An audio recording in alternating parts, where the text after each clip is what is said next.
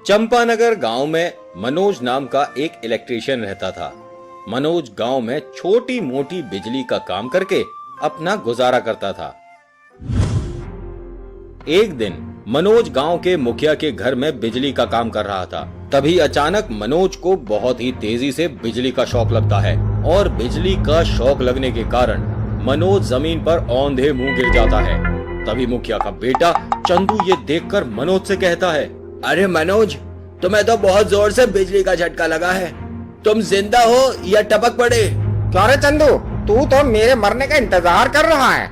कहीं तू मेरे पैरों पर डोरे तो नहीं डाल रहा?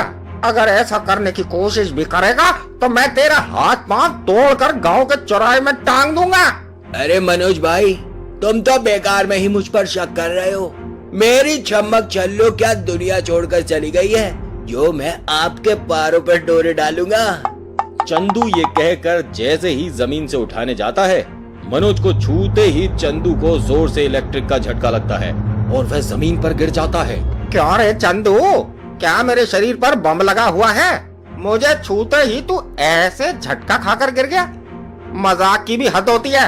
अरे मनोज भाई, मैं मजाक नहीं कर रहा हूँ। आपको छूते ही मुझे बहुत जोर से करंट लगा है। मुझे तो लगता है आपको बहुत जोर से करंट लगने की वजह से आप बिजली वाले इंसान बन गए हो। ये तो बहुत ही खतरनाक बात है। अगर ऐसा हुआ तो सच में आपके आसपास भी आने से सभी लोग बहुत डरेंगे। मनोज चंदू के मुंह से ऐसी बातें सुनकर बहुत खुश हो जाता है और उसके दिमाग में एक शैतानी ख्याल आने लगता है। तभी मनोज चंदू के घर से सीधा गांव के बनिए सुरेश के पास चला जाता है। क्यों रे सुरेश, कल मेरा बेटा तेरे पास राशन का सामान लेने आया था, पर तूने राशन का सामान दिए बगैर ही उसे घर भेज दिया। तू अपने बेटे को हर रोज सामान लेने तो भेज देता है, पर पैसे देना भूल जाता है। मैं क्या यहाँ भिखारियों के लिए अनाथ आश्रम खोलकर बैठा हूँ जो जब वो थैला लेकर दुकान में आए मैं सामान देकर भर दूं? हाँ भाई, ये तो तूने सच ही कहा है, पर तुझे चिंता करने की कोई जरूरत नहीं है। मैं आज तेरी सारी उधारी एक झटके में ही नॉकआउट कर दूंगा। मनोज ये कहकर सुरेश का हाथ पकड़ लेता है। मनोज सुरेश का हाथ पकड़ते ही उसे जोर का एक इलेक्ट्रिक शॉक लगता है और वह जमीन पर गिर जाता है। कुछ देर बाद जब सुरेश को होश आता है, वह तो मनोज को देखकर ही जोर जोर से रोने लगता है। अरे मैया रे, तू तो करंट मैन बन गया है। दुकान से तुझे जो भी सामान चाहिए वो ले और जल्दी से यहाँ से दफा हो जा, नहीं तो तेरी बदौलत मुझे दुनिया छोड़कर ही जाना पड़ेगा। सुरेश ये कहकर मनोज को एक थैली में बहुत सारा राशन का सामान भर कर दे देता है। मनोज सुरेश को अपने आप से डरता देख बहुत खुश हो जाता है और सारा राशन का सामान लेकर खुशी खुशी घर वापस चला जाता है। इसी तरह मनोज के इलेक्ट्रिक मैन बनने की बात पूरे गांव में फैल जाती है और मनोज को देखते ही सभी लोग थर थर कांपने लगते हैं। मनोज इसी बात का फायदा उठाते हुए बिना पैसा खर्चा किए जिसके पास से जो भी सामान जरूरत पड़ता वह ले आता। इसी तरह मनोज के दिन बहुत ही अच्छे कट रहे थे। अरे वाह, ऊपर वाले ने सच में मुझे इलेक्ट्रिक मैन बना दिया है, जिससे पूरा गांव थर थर कांपता है। सच में अब मुझे अमीर बनने से किसी का बाप भी नहीं रोक सकता। मनोज इसी तरह अमीर बनने का ख्वाब देखने लगता है और गांव के सभी लोगों को परेशान करने लगता है। तभी एक दिन सुरेश मनोज के नाम पर पुलिस स्टेशन में कंप्लेंट करने जाता है। साहब, मैं गांव के मनोज इलेक्ट्रिक मैन के नाम पर कंप्लेंट करने आया हूँ। उस इंसान ने हम लोगों का जीना ही दुश्वार कर दिया है।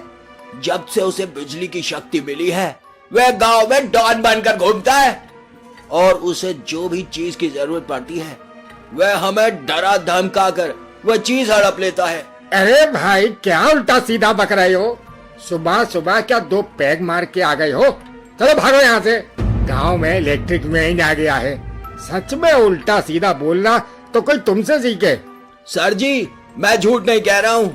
सच में मनोज नाम के एक इलेक्ट्रिशियन को अचानक इलेक्ट्रिक का झटका लगता है और वो इलेक्ट्रिक मैन बन जाता है। अगर आपको मेरी बात झूठी लगती है तो आप गांव में आइए और खुद भी उसे अपनी आंखों से देख लीजिए। पुलिस को सुरेश की बातों पर विश्वास होता है और वो सुरेश को साथ लेकर मनोज के घर जाते हैं और वहाँ जाकर मनोज से कहते हैं, क्यों रे, सुना है तू इलेक्ट्रिक मैन बन गया है। ये धप्पाबाजी तेरी गांव में ही चलेगी। हम जैसे पुलिस वाले तेरे बातों में आने वाले नहीं हैं। और सुना है तू गांव के लोगों को बहुत परेशान कर रहा है। सुरेश ने तेरे नाम पर कंप्लेंट किया है। अब चल जे हवालात की सैर कराता हूँ। पुलिस बाबू, मैं आपके साथ हवालात चलूंगा, पर आप मुझसे थोड़ा सा बच के रहिए। अगर मेरे शरीर का करंट आपको थोड़ा भी लग गया तो अभी आपका राम नाम सत्य हो जाएगा। तो फिर मुझे पकड़ने की खुशी में गांव वाले आपके गले में माला नहीं, आपके फोटो पर माला चढ़ाते हुए दिखाई देंगे। पुलिस मनोज की बात सुनकर थोड़ा डर जाते हैं। कहीं ये मनोज सच में इलेक्ट्रिक के झटके तो नहीं देता? मुझे इसे छूने से पहले जांच लेना होगा। कहीं ऐसा ना हो सच में झटके दे और मेरी मौत हो जाए। मनोज एक इलेक्ट्रिक मैन है। उस बात की पुष्टि करने के लिए पुलिस एक टेस्टर मनोज के शरीर में लगा कर देखता है। इलेक्ट्रिक टेस्टर मनोज के शरीर पर लगाते ही वह जलने लगती है। पुलिस ये देखकर तो सच में हक्के बक्के रह जाते हैं। तभी पुलिस बहुत देर तक एक जगह खड़े होकर सोचने लगते हैं। कुछ देर तक सोचने के बाद मनोज से कहते हैं, सच में तुम एक इलेक्ट्रिक मैन बन चुके हो, पर तुमने गांव वालों के साथ बहुत बुरा किया है। सुरेश के कंप्लेंट की वजह से मैं चाहूँ तो तुम्हें अभी जेल में डाल सकता हूँ, पर मैं ये नहीं करूँगा। तुम्हारा ये इलेक्ट्रिक शॉक बहुत सारे इंसानों की जान बचा सकता है। इसी वजह से तुम्हें हमारा एक काम करना होगा। अगर मैं सच में आपकी कोई मदद कर सकूं तो मुझे बहुत गर्व होगा, और अगर मेरी इलेक्ट्रिक शॉक बहुत सारे लोगों की जान बचा सकती है तो इससे अच्छी बात तो कोई हो ही नहीं सकती। मुझे ये जानकर बहुत ही अच्छा लगा कि तुम हमारी मदद करना चाहते हो। अगर तुम हमारी मदद कर पाए तो मैं तुम्हें सरकार से इनाम दिलवा दूंगा। उसके बाद फिर कभी तुम्हें किसी से मांगने की जरूरत नहीं पड़ेगी। सब तुम्हें सम्मान के साथ बुलाया करेंगे। मुझे तो सुनकर ही बहुत अच्छा लग रहा है। जल्दी से बताइए मुझे क्या करना होगा, मुझसे और रहा नहीं जाता। यहाँ से कुछ ही दूर जंगल के अंदर कई आतंकवादियों ने एक तंबू गाड़कर अपना आशियाना बनाया है और वह लोग हमारे देश को खत्म करने की कोई योजना बना रहे हैं। अगर तुम वहाँ जाकर उन लोगों को अपना इलेक्ट्रिक शॉक दो तो हम उन्हें एक साथ बहुत ही अच्छी तरह पकड़ सकते हैं। आप बिल्कुल चिंता ना करें इंस्पेक्टर साहब, मैं उन सभी आतंकवादियों को अपने झटके से ढेर कर दूंगा और अपने देश को बचा लूंगा। इस मिशन के लिए आपने बिल्कुल ठीक इंसान को चुना है। वाह मनोज, तुम एक पुलिस वाले की तरह बात कर रहे हो। जाओ और सफल होकर वापस आना। मेरी शुभकामनाएं तुम्हारे साथ हैं। मनोज पुलिस की बात मान लेता है और उन लोगों के साथ जंगल के अंदर चला जाता है। जंगल से कुछ दूर जाते ही उन्हें आतंकवादियों का कैंप दिखाई देता है। पुलिस वाले पेड़ों के पीछे छुप जाते हैं और मनोज को कैंप के अंदर जाने के लिए कहते हैं। मनोज छुपते छुपाते कैंप के पास जाता है। तभी एक आतंकवादी मनोज को देख लेता है। उस आतंकवादी का चेहरा पूरा ढका हुआ था, सिर्फ उसकी आंखें ही दिख रही थी। क्यों रे नासपिटे, हिंदुस्तान के जासूस, तू हमारी योजना पता करने आया है। चल मैं तुझे हमारा कैंप अच्छी तरह दिखाता हूँ। आतंकवादी ये कहकर मनोज को बंदूक दिखाकर अंदर ले जाता है। अंदर जाकर सभी आतंकवादी के सामने जाकर मनोज कहने लगता है, मैं आप लोगों का दुश्मन नहीं दोस्त हूँ। मैं सच कह रहा हूँ, मैं आप लोगों का धन्यवाद करने ही यहाँ आया था, पर आप लोगों ने मुझे जासूस समझकर पकड़ लिया। तू अपनी धन्यवाद अपने पास ही रख। हम आतंकवादी हैं, हम इतनी जल्दी तेरी बातों में आने वाले नहीं हैं। तू अपने देश का विरोध करके हमारा साथ देने आया है, ये बात हमें बिल्कुल भी हजम नहीं हो रही है। मैं सच कह रहा हूँ मालिक, आपके यहाँ तंबू लगते ही पुलिस वालों की खटिया खड़ी हो गई है। इसी वजह से ही मैं आप लोगों को मुबारकबाद देने आया हूँ। अरे वाह, ये तो बहुत अच्छी बात है। क्या तुम सच में हमारे साथ हो? मनोज ये कहकर लीडर का हाथ पकड़ लेता है। मनोज उनके सरदार का हाथ पकड़ते ही उसे जोरों से करंट का झटका लगता है। सभी अपने लीडर का ये हाल देखकर जैसे ही उसे बचाने आते हैं, सभी करंट का झटका खाकर इधर उधर गिर जाते हैं। उसी समय बाहर खड़े पुलिस वाले भी कैंप के अंदर चले जाते हैं और सारे दुश्मनों को पकड़ लेते हैं। इसके बाद इंस्पेक्टर साहब मनोज से कहते हैं, वाह मनोज, आज सच में तुमने बहुत लोगों की जान बचाई है। सच में मुझे तुम पर बहुत गर्व है। अब से तुम गांव में किसी को भी परेशान नहीं करोगे। अब से तुम हमारे लिए काम करोगे। अब से हमारे देश में कोई भी विदेशी दुश्मन आए तो तुम उन्हें अपने बिजली के झटके देकर उनका इलाज करोगे। तो क्या सर मैं एक पुलिस ऑफिसर बन चुका हूँ? हाँ मनोज, हाँ। अब तो सिर्फ तुम मनोज नहीं, अब से तुम हो सब इंस्पेक्टर मनोज। अरे वाह, मैं तो पुलिस बन गया। मैं पुलिस बन गया। आपका बहुत बहुत शुक्रिया सर जी। मैं बहुत ही अच्छे से और मन लगाकर काम करूंगा।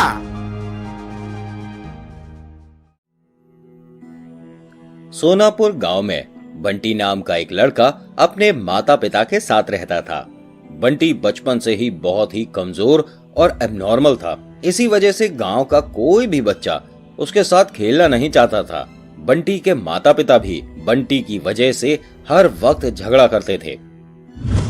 एक दिन सुबह होते ही बंटी के माता पिता के बीच जोरदार झगड़ा शुरू हो जाता है। बंटी को उन दोनों का झगड़ा करना बिल्कुल भी पसंद नहीं था। तभी बंटी दुखी होकर घर से बाहर निकल जाता है और जाकर नदी किनारे बैठकर रोने लगता है। कुछ देर बाद नदी के आसपास बहुत ही जोर से हवा बहने लगती है और पेड़ के पीछे से बंटी के पास एक लड़की लता आती है। अरे तुम यहाँ पर बैठकर रो क्यों रहे हो? क्या तुम्हें कोई परेशानी है? बंटी लड़की को अच्छी तरह से देखने लगता है और कुछ देर तक देखने के बाद उससे पूछता है, तुम कौन हो और कहाँ से आई हो? मैंने पहले तो तुम्हें कभी भी गांव में नहीं देखा। मेरा नाम लता है और यहाँ से कुछ ही दूर में एक शमशान घाट है, उसी के पास मेरा घर है। मैं वहाँ पर रहती हूँ। पर पहले तुम बताओ, तुम यहाँ पर अकेले बैठकर रो क्यों रहे थे? अब मैं तुम्हें क्या बताऊं, बचपन से लेकर आज तक गांव का कोई भी इंसान मुझसे सीधे मुंह बात नहीं करता। हर कोई सिर्फ मेरा मजाक उड़ाता रहता है। मेरे माता पिता भी मुझे अपने पिछले जन्मों के पापों का फल समझते हैं। बंटी तुम दुखी मत हो, अब से मैं तुम्हारी दोस्त हूँ। तुम्हें किसी के साथ भी बात करने की कोई जरूरत नहीं है। अब से हर रोज हम दोनों नदी किनारे मिलेंगे और ढेर सारी बातें करेंगे। उसके बाद लता और बंटी दोनों बहुत देर तक बातें करते हैं और शाम होते ही बंटी अपने घर की तरफ जाता है और बंटी के चले जाने के बाद लता भी वहां से गायब हो जाती है। बंटी के घर आते ही बंटी के पिताजी बंटी को देखकर आग बबूला हो जाते हैं। क्यों रे नास पिटे, कहाँ मर गया था तू? हमसे किस जन्म का बदला ले रहा है? तेरी वजह से हम कहीं मुंह दिखाने लायक ही नहीं रहे। सच में तुझ जैसे औलाद को जन्म देना ही हमारी सबसे बड़ी गलती है। पर पिताजी मेरी गलती ही क्या है? ऊपर वाले ने मुझे ऐसा बनाया है, इसमें मेरा क्या कसूर है? बंटी के पिताजी बंटी की बात सुनकर कुछ कहे बगैर ही अपने कमरे में चले जाते हैं और बंटी भी खाना खाकर अपने कमरे में सोने चला जाता है। इसी तरह बंटी हर रोज सुबह लता से नदी किनारे मिलने जाने लगता है और वहां जाकर लता से बहुत बातें करता है। पर लता एक चुड़ैल है, बंटी समझ नहीं पाता।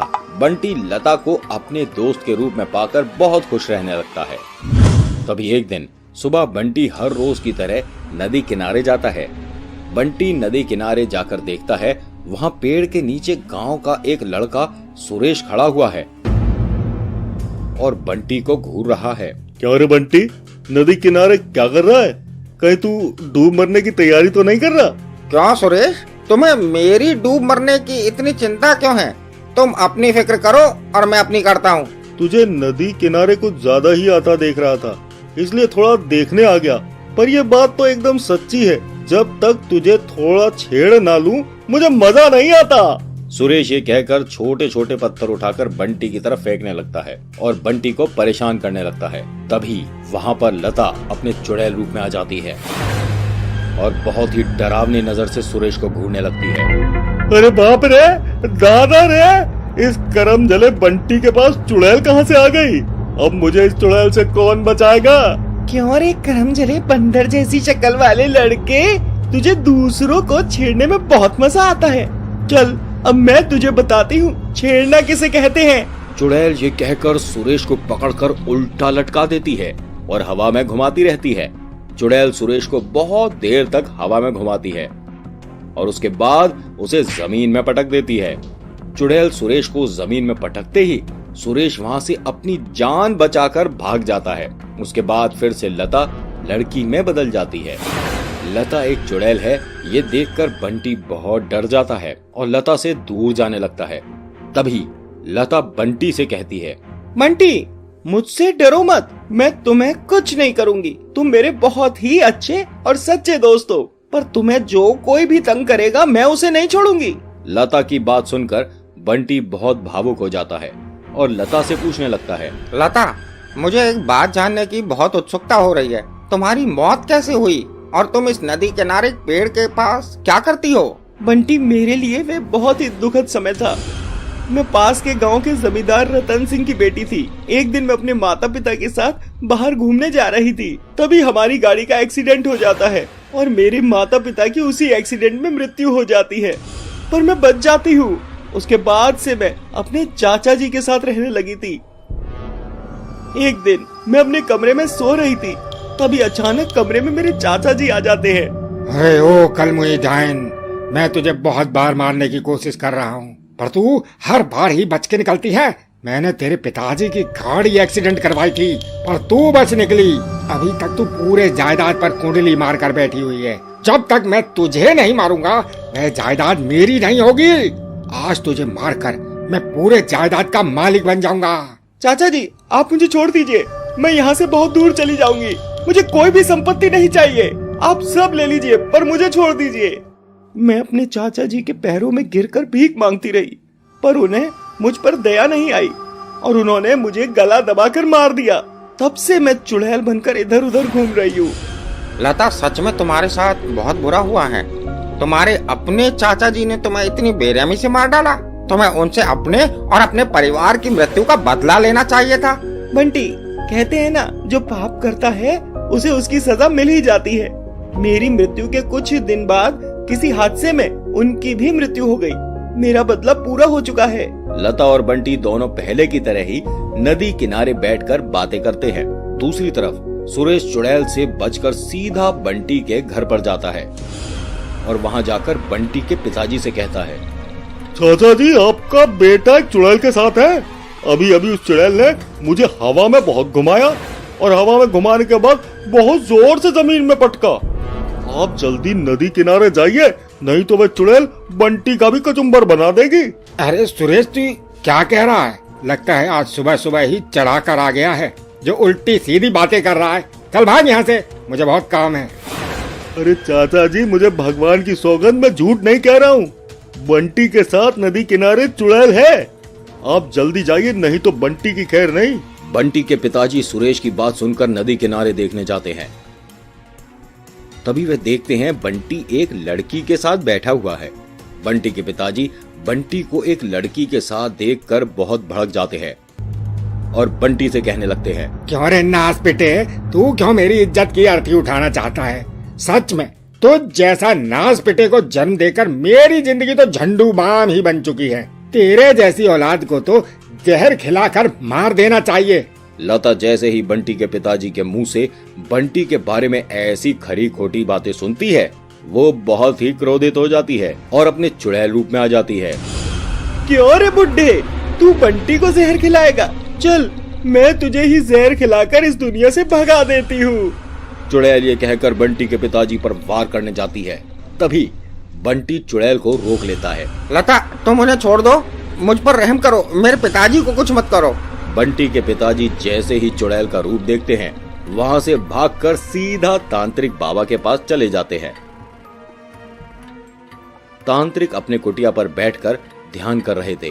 तांत्रिक बाबा, कुछ कीजिए, नहीं तो चुड़ैल मेरे बेटे के साथ साथ मुझे भी मार डालेगी। अरे ओ चमगादड़ जैसे शक्ल वाले इंसान, क्यों कुत्ते की तरह भौंक कर मेरी पूजा भंग करने पर तुला है? अब बोल, तुझे क्या परेशानी है? एक चुड़ैल मेरे बेटे के साथ नदी किनारे बैठी हुई है। अगर आपने कुछ नहीं किया तो वह मेरे बेटे को मार डालेगी। लगता है चुड़ैल को तेरा बेटा पसंद आ गया है। इसमें परेशानी ही क्या है? उन दोनों की शादी करवा दे और चुड़ैल को अपने घर की बहू बना ले। तांत्रिक बाबा, अभी मजाक करने का वक्त नहीं है। आप जल्दी से कुछ कीजिए, नहीं तो बहुत बड़ी परेशानी हो जाएगी। ठीक है, मैं कुछ करता हूँ। तू चुपचाप साइड में बैठ जा। ओम क्लीम चामुंडा नमः, ओम क्लीम चामुंडा नमः। जॉनी जॉनी एस पापा, अरे ओ सुंदरी चुड़ैल, जल्दी से मेरे पास आ जा। अरे ओ तांत्रिक, तूने मुझे यहाँ पर क्यों बुलाया है? अरे वह चमक चल्लू चुड़ैल, तूने मेरा नहीं इस आदमी का बिगाड़ा है। ये कह रहा है तू उसके बेटे के साथ नदी किनारे बैठी हुई थी। बंटी को मुझसे नहीं, इनसे खतरा है। बंटी एक एबनॉर्मल लड़का है, इसकी वजह से वो इनकी आंखों में खटकता है। ये अपने बच्चे को हर बार कोसते रहते हैं। जब तक ये मन से अपने बेटे को अपना नहीं लेते, मैं तब तक उसका सहारा बनके उसके साथ रहूंगी। तभी वहाँ पर बंटी आ जाता है। बंटी के पिताजी उनसे कहते हैं, बेटा मुझे माफ कर दो, सच में मुझसे बहुत बड़ी गलती हुई है। मेरे बेटे का ये हाल हमारी गलती की वजह से हुआ है और हम उसे ही पापों का फल समझकर कोसते रहे। सच में तुमने हमारी आंखों से पर्दा हटा दिया। अब से मैं या कोई भी गांव वाला बंटी से कुछ नहीं कहेगा। अगर कोई भी उसे नुकसान पहुंचाने की कोशिश करेगा, उसे मुझसे सामना करना होगा। बंटी के पिताजी की बात सुनकर चुड़ैल बहुत खुश हो जाती है और वहाँ से गायब हो जाती है। उसके बाद से बंटी के माता पिता उसे बहुत ही प्यार से रखते। अब कभी भी बंटी की वजह से उसके माता पिता झगड़ा नहीं करते।